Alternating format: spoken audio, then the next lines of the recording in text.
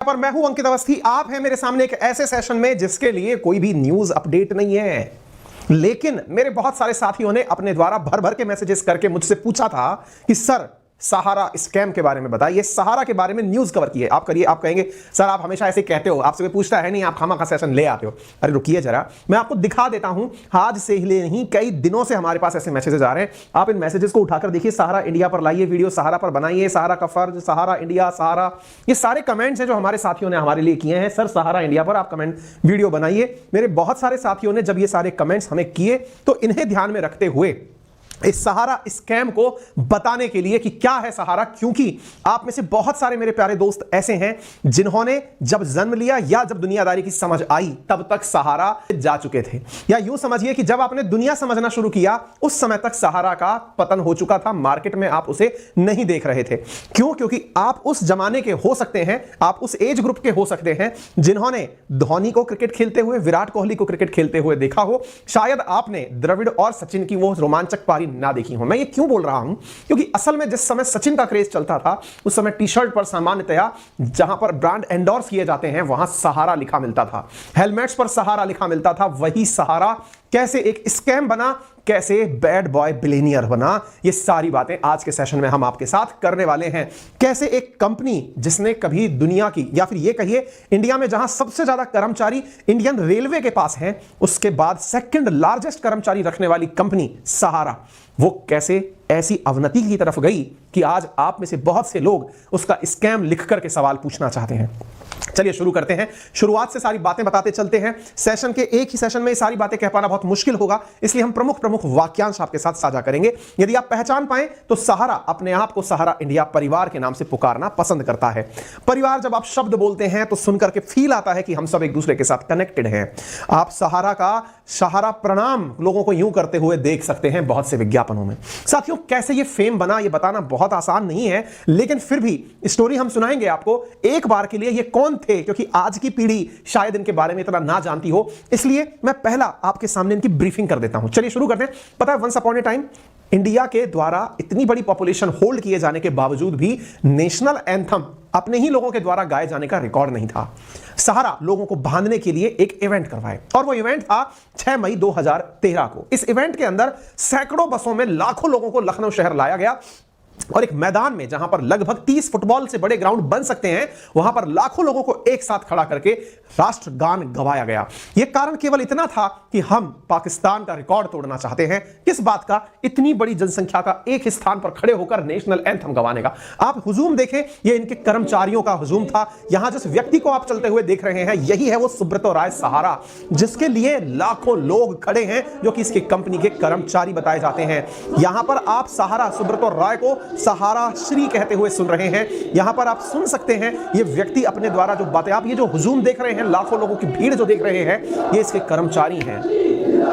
इनका उद्देश्य यहां एकत्रित होने का केवल एक था, दुनिया को यह मैसेज देना कि हम कितने बड़े हैं, और दूसरा बड़ा मैसेज था कि दुनिया के लिए नेशनल एंथम का रिकॉर्ड अपने पास लेना। इन्होंने इस प्रकार से नेशनल एंथम गवा करके ना केवल नेशनल रिकॉर्ड अपने नाम हासिल किया, बल्कि दुनिया को यह दिखा भी दिया कि सहारा कितना बड़ा है। इसके बाद दुनिया भर के प्रमुख अखबारों में सहारा की खबरें छपना शुरू हुई। सहारा अटेम्प्ट नेशनल एंथम रिकॉर्ड। आप यहां पर ये वो दृश्य देख सकते हैं जो उस समय में शायद ही कोई ये सोच सकता था कि सहारा, जो कि देश के प्रधानमंत्री, देश की सेलिब्रिटीज, देश की एयरलाइंस, देश के न्यूज मीडिया, देश की क्रिकेट टीम, जहां तक आप चर्चा करें वहां तक सहारा ही दिखाई पड़ता था। वो सहारा आज चला कहां गया? आज सहारा के नाम पर कोई बात क्यों नहीं कर रहा है? और जो भी बात कर रहा है वो ये क्यों कर रहा है कि मेरे पैसे वापस लाओ? और ये कोई बहुत पुरानी बात नहीं है। पता है, ये सेशन करने से पूर्व मैं जब खुद अपनी टीम के साथ इस बारे में चर्चा कर रहा था तो वास्तविकता में रिसेंट डेज के अंदर केवल एक ही खबर सुर्खियों में है, सहारा हमारा पैसा कब दोगे? तो ये कौन सा पैसा ले लिया भाई? वही सब बातें आज के सेशन में हम बता भी एक बार थोड़ा और इनके बारे में जान लीजिए। ये वही Guinness book of world record है जो गाने के ऊपर है, और ये नेटफ्लिक्स की वो वेब सीरीज है जो इनके ऊपर बनी है, जिसका नाम है बैड बॉय बिलियनियर। IMDb पे इसके अंदर 7.9 रेटिंग है। इंडिया के जो बिलियनियर्स थे जिन्हें बैड बॉय कहा गया, जिनमें विजय माल्या, नीरव मोदी जैसे लोग शामिल हैं, इनको साथ में रखते हुए किया गया। साथियों, एक समय था जब इनके पास 11 लाख से ज्यादा कर्मचारी real estate, finance, infrastructure, media, entertainment, health care, hospitality, retail, information technology, इन सब में हुआ करते थे। 11 सालों तक यह ग्रुप टीम इंडिया का स्पॉन्सर रहा। आईपीएल के अंदर पुणे वॉरियर टीम के मालिक भी सुब्रतो रॉय रह चुके हैं। एयरलाइन से लेकर रियल एस्टेट तक इनका जलवा था। एयर सहारा की स्थापना 1991 में हुई। 1993 के अंत तक इसकी उड़ानें शुरू हुई। 2007 में जेट एयरवेज ने इनकी कंपनी को खरीदा, रीब्रांडिंग करी। चैनल सहारा के अपने न्यूज चैनल्स चला करते थे। कई रीजनल मूवी इवन बहुत सारी फिल्मों को इन्होंने अपने द्वारा फाइनेंस किया है। इनका एक बहुत बड़ा ड्रीम प्रोजेक्ट, कहते हैं कि इन्होंने इंडिया का सबसे बड़ा लैंड होल्डर होने का भी खिताब पा लिया। यूं समझिए कि किसी ने इनको अनाउंस भले ही ना किया हो, लेकिन इन्होंने इतनी जमीन खरीदी सहारा के नाम पर। इनमें से एक सबसे बड़ा इनका एक ड्रीम प्रोजेक्ट था जिसका नाम एमबी वैली था। शायद यही वो ड्रीम प्रोजेक्ट है जिसके बाद में इनका पूरा पतन ही हो चुका। एक ऐसा ड्रीम प्रोजेक्ट जिसको आप यूट्यूब पर केवल एमबी वैली डालकर सर्च करेंगे, आपको यकीन नहीं होगा कि इतना खूबसूरत भी कोई शहर बसाया जा सकता है। सहारा एक ऐसा शहर बसाने का दुनिया को सपना बेच रहे थे। 10,600 एकड़ में फैली एमबी वैली, लोनावाला में स्थित एमबी वैली को भारत की पहली प्लान्ड हिल सिटी कहा जा रहा था। अभी वहां पर पूरी तरह से साए में सन्नाटा ही है। आप यहां पर जिन खिलाड़ियों को देख रहे हैं उनके टी शर्ट्स पर इस प्रकार का सहारा लिखा मिलता था। यह चर्चा में दुनिया में तब आए जब इन्होंने अपने बेटों की शादी में 500 करोड़ रुपए खर्च किया। कहते हैं 50-60 मिलियन डॉलर खर्च रुपया किया गया। इनके दो बेटे, जिनमें से एक का नाम सुब्रत रॉय और दूसरा का नाम स्वप्ना रॉय, दो बेटे सुशांत रॉय और सीमांत रॉय इनके बेटे हुए। और उनकी शादी में इन्होंने जो पैसा खर्च किया वो बहुत सारे लोगों के दिमाग में एक प्रश्न बनकर खड़ा हो गया। बड़े बड़े फिल्म स्टार्स, उनके आप में से बहुत से लोग अंबानी परिवार की जब शादी देखते तो देखते सेलिब्रिटीज वहां कैसे खड़े हैं। इन्होंने सेलिब्रिटीज को लखनऊ की सड़कों पर चलवाया था। देश के प्रधानमंत्री के साथ शादी के अंदर समारोह की तस्वीरें खिंचवाई थी। देश के अंदर जिस प्रकार का माहौल बन रहा था इनके लिए, उसमें ना जाने कितने बड़े बड़े लोग इनके साथ इन्वॉल्व थे। बड़े बड़े फिल्म स्टार, सेलिब्रिटीज इनके फंक्शंस को फंक्शंस में आया करते थे। आप इससे अंदाजा लगा सकते हैं कि इन्होंने अपनी शादी में मेनू कार्ड में यानी भोजन के अंदर दुनिया भर के 110 से अधिक व्यंजन रखे थे देशों के। यहां पर एक प्रकार से यह समझकर चलिए कि कपड़े सव्यसाची मुखर्जी और रोहित बहल ने डिजाइन किए थे। मतलब एक प्रकार से इन्होंने ना जाने जो ड्रीम लोग सोच सकते हैं वो पूरे किए थे। आपके मन में सवाल बनने लगेगा, सर ये बने कैसे थे? ये जो कहानी में आपने बताया कि इतने बड़े लोग थे, प्रधानमंत्री जैसे लोग, बड़े बड़े फिल्म स्टार्स इनके साथ उठा बैठा करते थे, बड़े बड़े लोगों के साथ इनकी तस्वीरें हैं, बड़े बड़े लोगों के साथ इनका आना जाना, मिलना जुलना, प्रधानमंत्री जैसे रैंक के लोगों के साथ आपकी तस्वीरें हैं, राष्ट्रपति एपीजे अब्दुल कलाम के साथ हो या फिर बराक ओबामा के साथ हो, आपकी तस्वीरें हैं। ये कोई आम आदमी तो नहीं हो सकता। आइए अब मैं आपको बताता हूं ये व्यक्ति इतना बड़ा बना कैसे। अब ये व्यक्ति इतना बड़ा बना कैसे, इसकी कहानी को अब मैं आपके सामने साझा करता हूं। शुरुआत होती है बहुत बेसिक से। बेसिक कहां से? सुब्रतो रॉय का जन्म एक मिडिल क्लास फैमिली के अंदर बिहार में हुआ था और इनका काम था नमक बेचना, यानी सॉल्टेड स्नैक्स बेचना अपने लमरेटा स्कूटर पर गोरखपुर में। सॉल्टेड स्नैक्स का मतलब नमक मिला करके, जैसे आज आप चिप्स खाते हैं, ऐसे कुछ स्नैक्स बेचने का काम ये अपने द्वारा स्कूटर पर बैठकर किया करता। 1948 में जन्म हुआ था इनका। 1948 में जन्मा हुआ एक व्यक्ति आज जब 74 साल का है, इस समय इसने पूरी दुनिया पर राज करके जेल तक की यात्रा कर ली। लमरेटा स्कूटर से चलने वाला व्यक्ति क्या क्या कर गया भाई। 1978 में सुब्रतो रॉय ने 3 लोगों के साथ मिलकर के अपनी कंपनी सहारा का स्थापना किया था। 2014 में सहारा इंडिया की second largest after Indian railway company बनी थी। सुब्रतो रॉय का नाम 10 मोस्ट इन्फ्लुएंशियल बिजनेसमैन के अंदर शामिल हुआ था। सहारा परिवार ने एक बार अपनी दुकानें क्यू शॉप के नाम से एक खोली थी, जो कि Guinness book of world record में शामिल हो गई थी। इतना ही नहीं, कई बॉलीवुड फिल्मों को भी आपने फाइनेंस किया था। तो जनाब सबसे बड़ा सवाल यह बना, सर ऐसा कौन सा तरीका या कौन सी तिजोरी इनके हाथ में रख गई जिसने इन्हें इतना बड़ा बना दिया? चलिए इनके बारे में मैं आपको सारी बातें बताऊंगा, लेकिन इनका बिजनेस मॉडल आपसे गुजारिश है किसी भोले भाले व्यक्ति के ऊपर अप्लाई मत करिएगा, क्योंकि आज तक भी यह फ्रॉड रुका नहीं है। आप समझदार हो सकते हैं, लेकिन आजकल जिस प्रकार का समाज बन गया है, अपराध किसी के सीख करके लोग दूसरे पर जो अप्लाई कर रहे हैं, ऐसा करने से बचिएगा, आपसे गुजारिश है। क्योंकि अंत चाहे आप कितने भी बड़े हो, चाहे प्रधानमंत्री आपके साथ बैठते हो, अगर अंत आपका जेल है तो फिर क्या ही इस समृद्धि का लेना देना, क्योंकि हिसाब इस दुनिया में आपके सामने होता है। चलिए मैं आपको इनका तरीका बताता हूं। जब यह व्यक्ति स्कूटर लमरेटा पर निकल करके सॉल्टेड स्नैक्स बेचने जाया करता था, तो गरीब लोग जो थे, आपने देखा ना, पापड़ खरीदने वाले लोग, चिप्स खरीदने वाले लोग, जो सुबह शाम लेहर देहारी में जा रहे हैं, उनके द्वारा कुछ खरीद फरोख्त का काम किया जा रहा है, वो लोग इससे मिलते थे। जब कोई पढ़ा लिखा व्यक्ति सॉल्टेड स्नैक्स बेचने आएगा, यह व्यक्ति उनसे कहता था कि मेरे दिमाग में एक बेहतरीन आइडिया है। बोले बताओ क्या है? जो व्यक्ति 100 रुपए कमा रहा है, उससे यह कहता था कुछ मत करो, आप 20 रुपए इन्वेस्ट करो। बोले वाह। तो हुआ क्या साहब, ये जो व्यक्ति है लोगों से क्या कहता था? 100 रुपए, आप अगर कमाते हैं 20 रुपए बचाइए, क्योंकि आज भी आप कईयों को सुनते हैं 20 20 30 का मॉडल अपनाइए, इतना पैसा बचाइए, इतना खर्च करिए, इतना सेविंग करिए, सुनते हैं आप। ये वो व्यक्ति था जो 20 रुपए का सेविंग करने की बात करता था 100 रुपए वाले को, और क्या कहता था, अब 20 रुपए अपने पास मत रखो, आप 20 रुपए मुझे दो, किसको, सुब्रत राय को। और वो क्या करेगा, आपसे 20 रुपए लेकर के आप जैसे 50-100 लोगों से 100-20 रुपए इकट्ठे करेगा, और इन 20 रुपए को इकट्ठा करके एक प्रॉमिस देगा। और वो प्रॉमिस क्या है कि आप लोग 1 साल बाद या 2 साल बाद या 3 साल बाद, आप अपने हिसाब से टाइम डिसाइड कर लो, मार्केट में जो इंटरेस्ट रेट चल रहा है उससे कहीं ज्यादा मैं आपको रिटर्न करूंगा। भाई साहब, जनाब का प्रॉमिस ये था उसके दशक में 1978 के अंदर, प्रॉमिस दुनिया को ये था, जब दुनिया एकदम भोली भाली भूख से पीड़ित, गरीबी हटाओ का आंदोलन चल रहा है, उस समय ये दुनिया को बेच रहा है कि आप मुझे पैसा दो, मैं आपको 1 का 2 करके दूंगा 3 साल के अंदर, यानी 10 रुपए दिया तो मैं 20 बना दूंगा, 20 दिया तो 40 बना दूंगा। लोग जो गरीब होता है, देखिए इस दुनिया में अगर सबसे अधिक कोई फंसता है तो वो व्यक्ति जिसके पास धन नहीं है लेकिन उसे धन पाने की लालसा है, तो वो ऐसे रास्तों पर विश्वास कर लेता है। विश्वास पाने के लिए ये व्यक्ति क्या करता था, वो जो 10 का 20 बना हुआ है ना, उस 20 वाले व्यक्ति को 20 पकड़ाता था। अब आप पूछेंगे ये कैसे संभव है, बताता हूं मैं। ये तरीका क्या होता था, इस तरीके को फिलहाल के लिए समझिए, ये इन दिनों भी हो रहे हैं, इसलिए ये अवेयरनेस के रूप में भी काम लीजिएगा। जैसे मान लीजिए कि मैंने 50 लोग अपने पास ऐसे पकड़ लिए जो 20-20 रुपए के थे, लेकिन 50 की 50 एक दिन के अंदर तो नहीं आएंगे ना।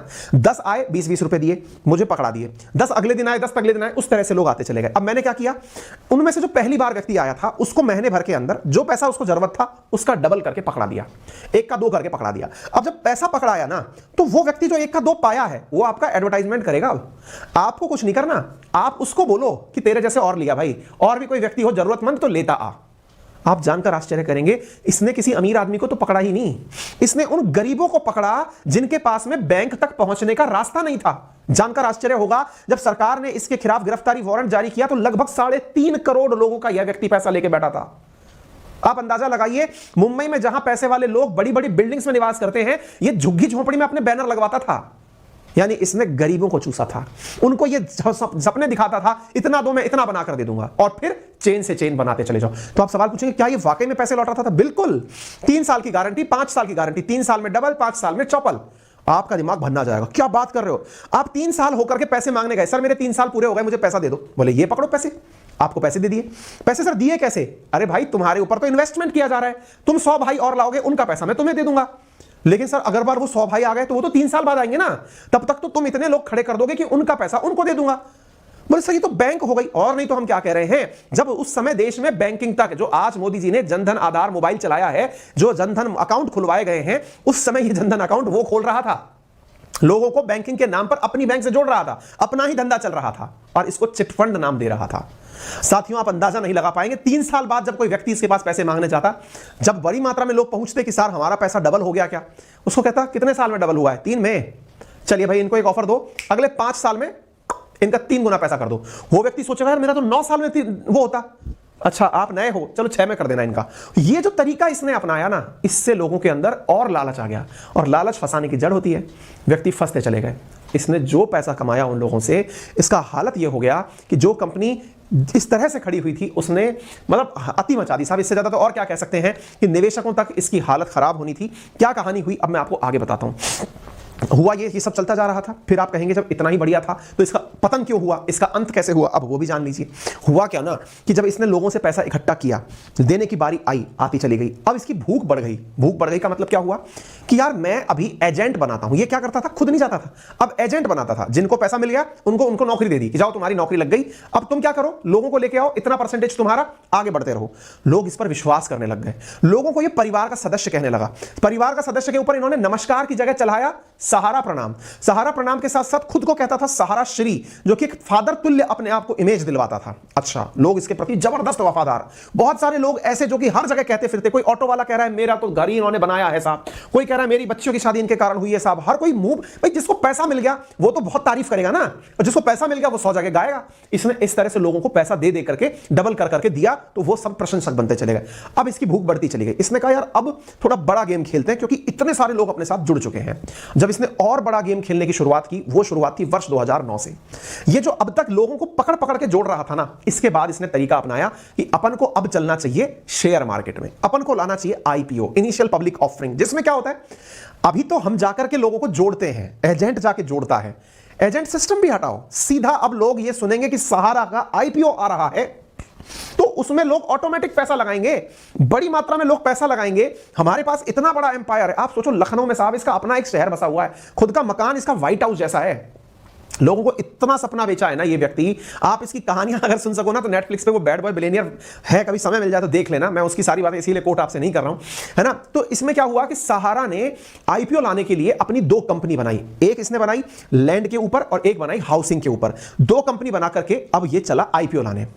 पहली बार सरकार के फंसे में फंस रहा था ये, क्योंकि आईपीओ यानी इनिशियल पब्लिक ऑफरिंग लाने के लिए किसी भी कंपनी को सबसे पहले यह बताना पड़ता है कि तुम्हारे पास रोकड़ा है कितना, पहले यह बताओ, इस आधार पर हम तुम्हें लिस्टेड करेंगे। कोई बात नहीं साहब, सहारा के द्वारा अपनी एक रियल एस्टेट कॉर्पोरेशन लिमिटेड और सहारा हाउसिंग इन्वेस्टमेंट कॉर्पोरेशन लिमिटेड, ये दो कंपनी बनाई गई और इनको लेकर सेबी के पास पहुंच गया। सेबी के पास जब ये पहुंचा तो सेबी ने इनसे कहा ठीक है आप आ गए, अब एक काम करो, अपना कुछ फंड हमारे पास जमा कराओ, यानी पहले हमें गारंटी दो कि तुम जनता का पैसा लूटकर भागोगे नहीं। बोले ठीक है, अरे क्या दिक्कत है, हमारे पास तो खूब सारा पैसा है। इस प्रक्रिया को कहते हैं ऑप्शनली फुल्ली कन्वर्टिबल डिबेंचर, यानी एक ऐसा धन, जैसे मान लीजिए कि मैं मेरी कंपनी को लेकर आईपीओ लेने जाऊं, मार्केट का पैसा उठाने जाऊं, तो सेबी ये कहती है कि पहले मेरे पास गारंटी के रूप में अपना पैसा जमा कराओ, ताकि मैं लोगों से ये ट्रस्ट गेन कर सकूं, क्या कि हां भाई ये व्यक्ति भागेगा नहीं। होता है ना भाई, आपने लोगों का पैसा ले लिया, आप निकल लिए तो क्या करेंगे। तो optionally fully convertible debenture debt security होती है जो एक जारीकर्ता को पूंजी जुटाने की अनुमति देती है और बदले में जारीकर्ता मैच्योरिटी तक निवेशक को ब्याज का भुगतान करता है कि भाई इतने समय के अंदर मैं इतना पैसा लौटाऊंगा। ठीक है साहब। जब सेबी ने कहा कि अपना पैसा दो, तो सेबी सरकारी संस्था है, security exchange board of India, इसने इनसे सारी जानकारी मांगी कि लाओ कितना पैसा जमा कराओगे। इन्होंने लगभग 25,781 करोड़ के आसपास, सरकार को 24,000 करोड़ के आसपास जमा कराया कि ये पैसा हम जमा कराएंगे। सेबी ने कहा एक काम करो, तुम पैसा लाए कहां से हो ये बताओ। इन्होंने कहा मैं इन्वेस्टर्स से लाया हूं। इन्वेस्टर्स कौन है? ये security exchange board of India है ना, जो शेयर मार्केट के अंदर सारी रेगुलेशंस करती है। आजकल जितनी भी आपकी, चाहे आप म्यूचुअल फंड्स खरीदते हो चाहे शेयर खरीदते हो, वो सब इसी से चलता है। बोले बहुत बढ़िया, तो बोले कहां से लाए हो पैसा जरा ये बताओ। तो साहब इन्होंने कहा मैंने 24,000 जुटाए हैं अपने लोगों के थ्रू, 24,000 करोड़ रुपए जुटाए हैं। बोले बहुत बढ़िया। बोले लाओ जरा लिस्ट दो किन किन से जुटाए पैसे। हमें लगा कि तुम किसी बैंक से पैसे लेके आओगे, इतना सारा पैसा जो तुम हमारे पास लेकर आए हो, अब तुम आईपीओ लाओगे, उन लोगों की लिस्ट लाओ। सहारा को ये बात मंजूर कहां थी, उनका तो ईगो हर्ट हो गया। अच्छा मुझसे डेटा मांगते हो, ये लो मैं देता हूं डेटा। सहारा श्री ने साहब 127 ट्रक भर के कागजात सेबी के मुख्यालय मुंबई भिजवा दिए कि लो चेक कर लेना, 3.5 करोड़ लोगों का पैसा है मेरे पास, है 2.5 करोड़ लोगों का पैसा है मेरे पास, ले लो पैसे, ये पकड़ो। भाई साहब जब मुंबई में 127 ट्रक एक बार में एंट्री किया ना, मुंबई में जाम लग गया। लोगों ने न्यूज कवर करी, अरे सहारा श्री तो एकदम फादर फिगर है, मतलब भगवान जैसी इमेज है उसकी। तो भाई साहब उसने अपने डॉक्यूमेंट भेजे हैं। पता सच्चाई क्या निकली? सच्चाई ये निकली वो डॉक्यूमेंट फर्जी थे। एक ही नाम से हजारों डॉक्यूमेंट थे, एक ही नाम से उल्टे सीधे। क्यों? क्योंकि असली मामला कुछ और भी चल रहा था। क्या चल रहा था सर? चल ये रहा था कि यहां इन 24,000 करोड़ रुपए में जो जनता से उठाया गया पैसा था वो तो था ही, अब ना जाने कितनी पॉलिटिकल पार्टीज का ब्लैक मनी भी इसके अंदर एंट्री कर चुका था। बोले क्या कहना चाहते हो? कहना ये चाहते हैं कि बहुत सारी पॉलिटिकल पार्टीज पर सवाल उठने शुरू हुए। मैं यहां नाम कोट नहीं करूंगा। चर्चाएं आने लगी कि उन्होंने अपना सारा काला धन इनके माध्यम से घुसाकर नंबर 1 में करने का प्रयास किया। बहुत सारे बिजनेस हाउसेस ने इनके थ्रू अपना काला धन, और इतने सारे लोगों का नाम इसलिए दिया जा रहा है, किसी का भी नाम लिख दो, किसी का भी डेटा निकाल करके नाम लिख दो। यानी आप सोचो, सरकार के पास आपने 24,000 करोड़ जमा कराए, 2.5 करोड़ लोगों के नाम से जमा कराए। आपको क्या लगेगा? 2.5 करोड़ के हिसाब से लाख, हजार, 2,000 रुपए के हिसाब से आप अगर पैसे जमा कराओगे, 24,000 में 1,000 रुपए प्रति व्यक्ति के हिसाब से भी जमा कराओगे, आपका सारा पैसा टैक्स फ्री हो गया। आप दिमाग देखिए इस बंदे का, 2.5 करोड़ गुना 1,000 कर लो, 24,000 करोड़, और 24,000 करोड़ का इसने क्या किया? 1,000, 10,000 के हिसाब से इसने बदल दिया मामला। अब साहब इसने जो मामला बदला ना, 24 गुना 1,000 कर लो, आपके सामने फिगर निकल आएगा, प्रति व्यक्ति 10,000 डाल लो। अब यदि ये फिगर निकल कर आ रहा है तो अंदाजा लगाओ, अब आप मामला बिगड़ गया। सरकार सत्ते में आ गई कि यार ये तो किस किस नाम से, जैसे समटाइम्स नहीं होता कि मैं आपसे कहूं कि मुझे आप पैसे दे दो, आपने कहा सर मैं पैसे एक नाम से दूं कि 100 नाम से, 100 नाम से दोगे तो फायदा तुम्हारा, ये टैक्स नहीं देना पड़ेगा। भाई साहब ये जो खेला हुआ सेबी समझ गई। सेबी ने कहा बेटा तुम 127 ट्रक लाए हो, अब हम चेक ही करेंगे इनको। सेबी ने वो डेटा खोल लिया तो साहब वहां तो किसी नाम का कोई व्यक्ति जो एड्रेस पर बताया गया वो वहां है ही नहीं। नाम कुछ, पता कुछ है, पता कुछ, नाम कुछ, एक ही नाम के 100 व्यक्ति। सेबी सारा मामला समझ गई। सेबी ने कहा माननीय इधर आओ, अब आप, ये लोग तो वो है ही नहीं जो आप लाए थे। तो बोले फिर? बोले चलिए अब आप हम आपको आदेश देते हैं, ये तो आपने पैसा हमको दिया, एक काम करिए, इस पैसे को हम तो रख नहीं रहे क्योंकि हम आईपीओ नहीं लाने दे रहे आपको, लेकिन इन 2.5 करोड़ लोगों को ये पैसा वापस लौटाओ। अब आप समझ रहे हैं, अब आप गेम को, जो पैसा जिनसे लिया ना आपने कहा कि हमने इसलिए इतने लोगों से पैसा लिया, इन्हें लौटाओ, एक बार सबके अकाउंट में वापस डाल दो, हम आपको फिर से परमिशन देंगे क्योंकि हम चेक करेंगे। कोई था ही नहीं तो पैसा लौटता कैसे? सोचिए, पैसा तो है, लेने वाला कोई नहीं है। आप कहेंगे अरे सर वो जो बेचारे इतने सारे इन्वेस्टर्स का पैसा लगा, अरे छोड़िए, गरीब जनता की यहाँ कोई फिक्र नहीं कर रहा है, यहाँ कुछ और ही खेला हो रहा है। नंबर 1 के बनाने के चक्कर में बहुत सारा काला धन अंदर है, लेकिन वो लौट नहीं पा रहा है। सेबी पहुंची सुप्रीम कोर्ट कि सर जी ये आदमी जाली है, पैसे नहीं लौटा पाएगा, इस आदमी को टिकाओ। अब आप, सुप्रीम कोर्ट ने 2014 में लखनऊ पुलिस को कहा डालो जेल में इसको, 2 साल के लिए तिहाड़ गया। अब आप कहेंगे 2 साल के लिए तिहाड़ गया, उसके बाद क्या? सेबी ने कहा पैसा लौटाओ निवेशकों को। आप जानकर आश्चर्य करेंगे, सहारा को अभी तक लोग ही नहीं मिले जिनको वो पैसा लौटा पाए। 2022 तक जो डेटा निकल कर आया है ना, मैं आपको वो फिगर दिखाना चाहूंगा एक बार के लिए। जो इन्वेस्टर्स की मनी लौटने की बात हुई थी, वो मनी अभी तक कितने निवेशकों की लौटी है, मैं वो फिगर डायरेक्ट आपको लेके चलता हूं। ये देखिए, मात्र 138 करोड़ रुपए वर्ष 2012 से लेकर अभी तक सहारा लौटा पाया है। आपके दिमाग में प्रश्न बनेगा, तो सर एक बात बताओ, सेबी का जो कहा हुआ पैसा है वो सुप्रीम कोर्ट के आदेशों के अनुसार लौटाने के नाम पर निवेशकों को दे क्यों नहीं दिया जाता? उनको क्यों नहीं दे दिया जाता जिनका बेचारों का चिट फंड अटका था? अरे भाई, ये तो 2 कंपनी के नाम से पहुंचा था ना सेबी के पास। सेबी उन लोगों को कैसे पैसा लौटा दे? आप सोचो, यहां मात्र 19,644 आवेदन मिले। कितना सरप्राइजिंग है कि 2.5 करोड़ लोगों का पैसा था, 19,644 लोगों का ही आवेदन मिला है पैसा मांगने के लिए। यार फर्जीवाड़ा इससे ज्यादा अंदाजा कैसे लगाओगे? हमारे देश में 2.5 करोड़ जो एप्लीकेशंस थी हैं कहां? वो पैसा ही नहीं मांगने आ रहे। सेबी कह रही है मेरे पास पैसा रखा है, ले जाओ, कोई आई नहीं रहा लेने। आप अंदाजा लगाओ इस बात से, जब पैसा लेने नहीं आ रहा। अब आप पूछेंगे सर लेकिन जनता परेशान क्यों है? बहुत सारे लोगों का पैसा अटका हुआ है, वो परेशान क्यों है? वो इसलिए परेशान है क्योंकि उनका नाम ऊपर नहीं भेजा गया। उनका नाम तो इसकी और कंपनियों में है, रियल एस्टेट कॉर्पोरेशन के अंदर, सहारा हाउसिंग इन्वेस्टमेंट के अंदर, क्रेडिट कोऑपरेटिव सोसाइटी के अंदर, क्रेडिट कोऑपरेटिव ह्यूमन, ये सहारा यूनिवर्सल मल्टीपर्पज सोसाइटी के अंदर, स्टार मल्टीपर्पज कोऑपरेटिव सोसाइटी के अंदर लगभग 13 करोड़ इन्वेस्टर्स का पैसा है। लेकिन वो लोग नंबर 1 के लिए उसने आगे भेजे ही नहीं। अब जब सहारा सारी तरह से समाप्त होने की स्थिति में पहुंचा, सहारा सफाई देता फिर रहा है, इन्वेस्टर चिंतित ना हो, मैंने आपका 1,12,454 करोड़ रुपया डिपॉजिट कर रखा है, लौटाओगे कब? सहारा परिवार से आम आदमी जो हमें मैसेज करके पूछ रहा है ना बार बार, वो ये पूछ रहा है कि हमारा जो पैसा 1 का 2 होने गया था वो कब लौटेगा? और सबसे ज्यादा पता है मौत इसमें किसकी हुई है? ये तो बड़े लोग हैं, ये तो ऊपर चले गए। जो एजेंट बने थे ना, एजेंट यानी जो जा जाकर के लोगों से पैसा लेके डबल करने की बात करते थे ना, वो इस समय अपने सारे रिश्ते खराब कर चुके हैं। क्योंकि व्यक्ति बहुत गरीब था जिसने पैसा लगाया था। बहुत से लोगों का पैसा लूट करके ये लोग दुनिया में राज कर रहे हैं। फिलहाल के लिए इतना ही। जानकारी अच्छी लगी हो तो सेशन को जरूर शेयर करें। उम्मीद की जा रही है कि जल्दी ही अंकित परिवार आप सबकी दुआओं से आगे बढ़ता रहेगा। सेशन को पसंद करें तो आप इसको जरूर लाइक करें, सभी साथियों से शेयर करें। कमियां सेशन में जरूर रह गई होंगी क्योंकि कहानियां कहने के लिए बहुत थी, फिर भी हमने हल्का सा ब्रीफ आज की युवा को बताया है कि वो इस बहाने कम से कम किसी फ्रॉड में ना फंसे। अगर आपको हमारी जानकारी पसंद आई हो, चैनल पर नए हैं तो सब्सक्राइब करना ना भूलें।